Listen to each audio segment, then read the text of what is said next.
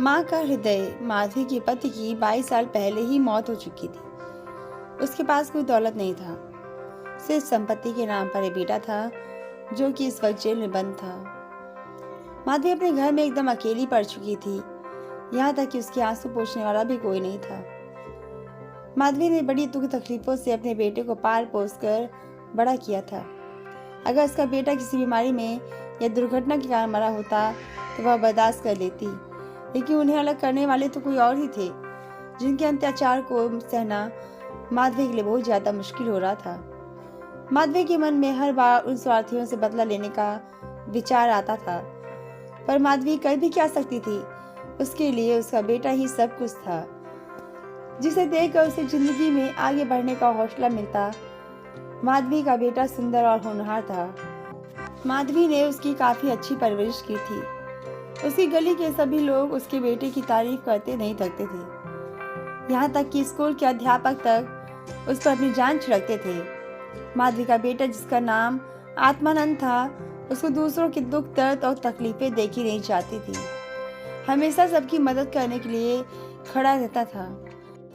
उसे देखकर कोई भी नहीं कह सकता था कि वो किसी भी तरह का कोई अपराध करेगा। जिसे लोगों की सेवा करने से फुर्सत नहीं, वो इंसान दूसरों को नुकसान क्यों पहुंचाएगा।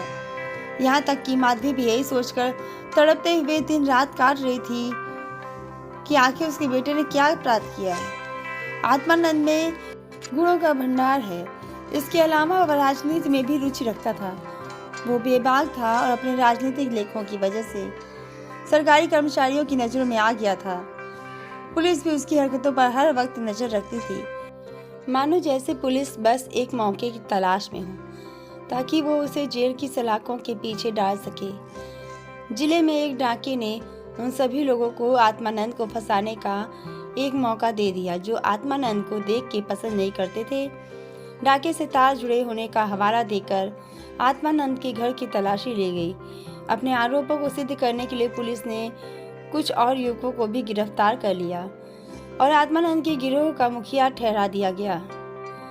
फिर महीने भर तक मुकदमा चलता रहा और पता नहीं कहां से पुलिस ने ऐसे ऐसे झूठे गवाह सामने लाकर खड़े कर दिए कि कोर्ट ने आत्मानंद के साथ साथ सभी युवकों को दोषी करार दे दिया, जिसके बाद 4 साल के कठोर कारावास की सजा सुना दी। बेटे की हर सुनवाई में माँ वहां पर पहले से ही पहुंची रहती थी। माधवी अपने बेटे को हथकड़ियों में पुलिस द्वारा गिरफ्तार किए देख नहीं पाती थी। उसे बहुत ज्यादा दुख होता। अपने इकलौते बेटे से दूर होने का गम उसे अंदर ही अंदर खाए जा रहा था। माधवी एक पल भी सुकून की सांस नहीं ले पा रही थी। माधवी को कोई रास्ता न सूझने पर उसने अब अपने प्रतिशोध का फैसला करने के लिए सोच लिया। अपने बेटे की ऐसी दुर्दशा करने वालों की जिंदगी में तबाही मचाना मकसद बना लिया। देर रात माधवी यही सोचती रही कि विधवा जीवन बिताते बिताते उसे 22 साल हो गए, पर अब वो समय आ गया, इस दुनिया में अच्छे काम की कोई जगह नहीं है। लगता है ईश्वर ने भी निराश होकर हमसे मुंह फेर लिया हो। तो ऐसे में उन अत्याचारियों को दंड दिलाने के लिए उसे कोई कदम उठाना होगा, नहीं तो बहुत देर हो जाएगी। शाम का वक्त था। लखनऊ में एक बहुत बड़ा सा बंगला सजा हुआ था, जहाँ पर दोस्तों और मेहमानों की महफिलें सजी हुई थी। एक ओर आतिशबाजियां हो रही थीं, वहीं दूसरी ओर तरह तरह के पकवान बन रहे थे। बंगले के चारों ओर पुलिसकर्मी बंदूक लेकर तैनात थे, क्योंकि वह बंगला पुलिस सुपरिटेंडेंट मिस्टर बागची का था। बागची ने एक बड़ा केस जीता था, जिससे खुश होकर अफसरों ने उन्हें तरक्की दी थी। वो वही केस था जिसे पुलिस बेगुनाह युवकों को झूठे केस में फंसाकर जेल में बंद कर देता। महफिल में गाने बजाने का कार्यक्रम खत्म होने के बाद मेहमान अब भोजन करने लगे थे।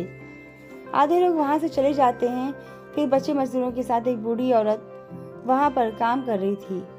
वो बूढ़ी औरत चेहरे पर हल्की मुस्कान लिए अपने काम में लीन थी।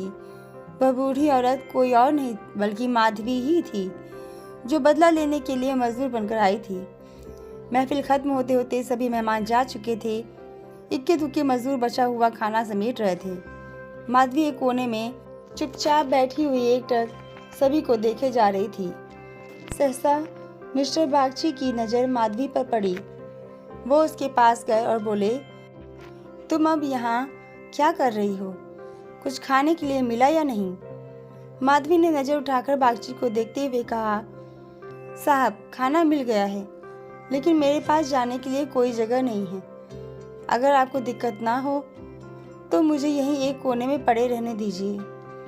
माधवी की आवाज़ सुनकर बागची ने कहा, नौकरी कर लेगी बंगले में? बच्चे को पालना आता है क्या?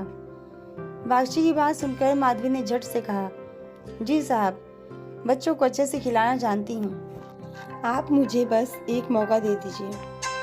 माधवी को ध्यान से देखते हुए बागची ने कहा, ठीक है, तुम आज से ही काम शुरू कर दो। माधवी को बागची के बंगले में काम करते हुए 1 महीना से ज़्यादा हो गया था। वह अपने काम में इतनी ज़्यादा निपुण थी कि उससे सारा घर खुश रहता।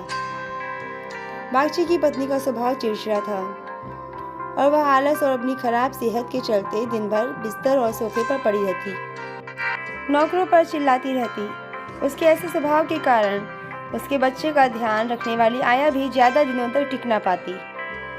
माधवी इसकी जली कटी बातें सुनकर भी चुपचाप अपने काम में लगी रहती। इसीलिए बागची की पत्नी को उसे शिकायतें नहीं थीं। उसने बच्चे की देखभाल की जिम्मेदारी भी माधवी को ही दे दी थी। बागची और उनकी पत्नी को इससे पहले भी कई बच्चे हो चुके थे, लेकिन किसी कारणों से उनका एक भी बच्चा महीनों या साल भर में ही मर जाता। इसीलिए इस बच्चे पर दोनों माँ बाप की जैसे जान बसती थी। दोनों पढ़े लिखे होने के बावजूद भी अपने बच्चे की जान बचाने के लिए टोना टोटका व जंतर मंतर करने से पीछे नहीं हटते थे। बच्चा माधवी के पास ज़्यादा समय बिताता था। वो माधवी से काफ़ी ज़्यादा घुल मिल गया था। अगर माधवी कुछ देर के लिए भी दूर जाती तो वह जोर जोर से रोने लगता। बच्चा माधवी को अपनी माँ समझता और वह उसके साथ खेलती तो खेलता, उसी से दूध पीता और माधवी से उसे नींद आती थी। अपने पिता को तो बच्चा कुछ समझता नहीं था और माँ उस पर ध्यान ही नहीं देती थी। माधवी को लगा कि बड़े घर में काम करने से तनख्वाह अच्छी खासी मिल जाएगी, जिससे महीने का खर्च निकल जाएगा। लेकिन यहाँ तो नौकरों से हर एक पैसे का हिसाब लिया जाता।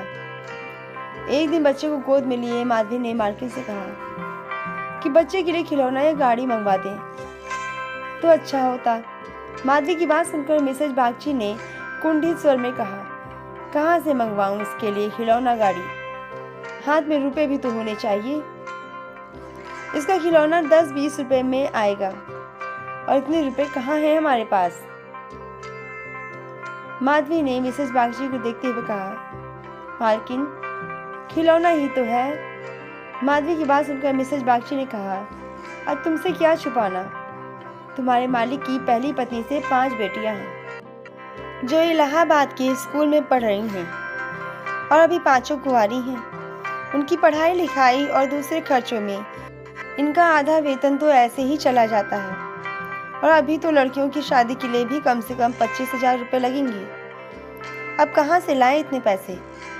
मिसेज बागची की बातें सुनकर माधवी बोल पड़ी, मालिक को घूस भी तो मिलता होगा ना। माधवी यह कहकर चुप हो गई। मिसेज बागची ने गहरी सांस भरते हुए कहा, ऐसी कमाई में बिल्कुल बरकत नहीं होती।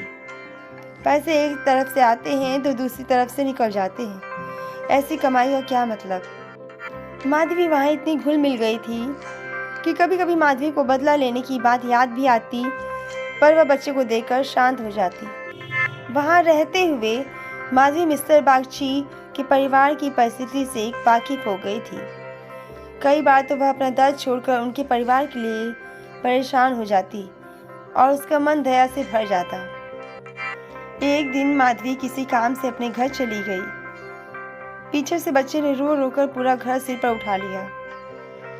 कुछ देर गोद में उठाने के बाद मिसेज बागची ने एक नौकर को उसे टहलाने के लिए सौंप दिया, जहाँ नौकर की लापरवाही से बच्चे की तबीयत खराब होने लगी। शाम होते होते जुकाम से बच्चे की नाक बहने लगी और खांसी से गले से आवाज आने लगी।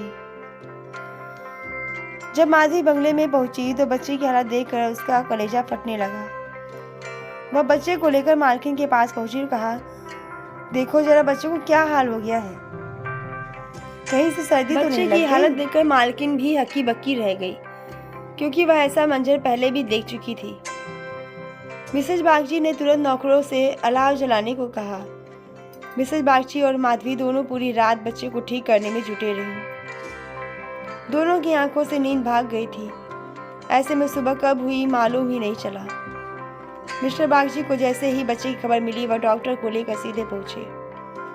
3 दिन में बच्चे की हालत में सुधार आने लगा, लेकिन बच्चा काफी कमजोर हो गया था। बच्चे का ख्याल रखने में माधवी ने दिन रात एक कर दिया।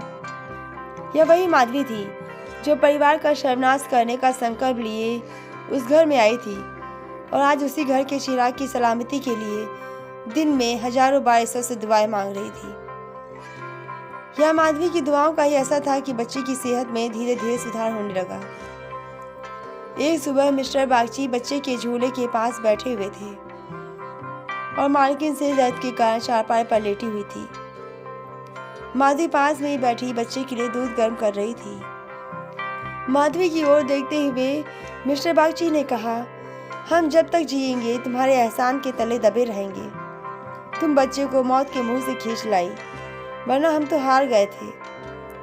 तभी दोनों पति पत्नी बच्चे को माधवी को सौंपते हुए बोले कि आज से ये बच्चा तुम्हारा है, इसका ख्याल तुम रखोगी। इसका खर्च पानी की चिंता मत करना, बस इसको अपने साथ ले जाओ। दोनों के बहुत कहने पर और बच्चे की लाड में आकर माधवी इनकार न कर पाई और खुशी खुशी उसने बच्चे को स्वीकार कर लिया। बड़ी देर बच्चा आराम से झूले में सो रहा था। चादर से उसका मुंह ढका हुआ था। माधवी ने जैसे बच्चे को दूध पिलाने के लिए उसके मुंह से चादर को हटाया, उसके मुंह से जोर से चीख निकल गई। बच्चे का शरीर पूरी तरह से ठंडा हो चुका था और चेहरा पीला पड़ा था। माधवी ने जल्दी से बच्चे को गोद में उठाकर सीने से चिपका लिया और जोर जोर से रोने लगी। बच्चा मर चुका था। दिन भर पूरे घर में मातम मचा रहा। रोने की चीख से जैसे पूरा घर कौंध गया हो। मिस्टर बागची और उसकी पत्नी का भी रो रो कर बुरा हाल था। माधवी, जो खुद बच्चे को खोने के दर्द से तड़प रही थी, उन दोनों को सांत्वना दे रही थी। माधवी, जो अपना बदला लेने आई थी, ममता के बंधन में बंध की स्वयं वह एक और दुख अपने साथ ले जा रही थी। सच कहते हैं कि माँ का दिल दया का सागर होता है। माँ ऐसी होती है जिसकी निर्मलता को कोई भी गंदा नहीं कर सकता।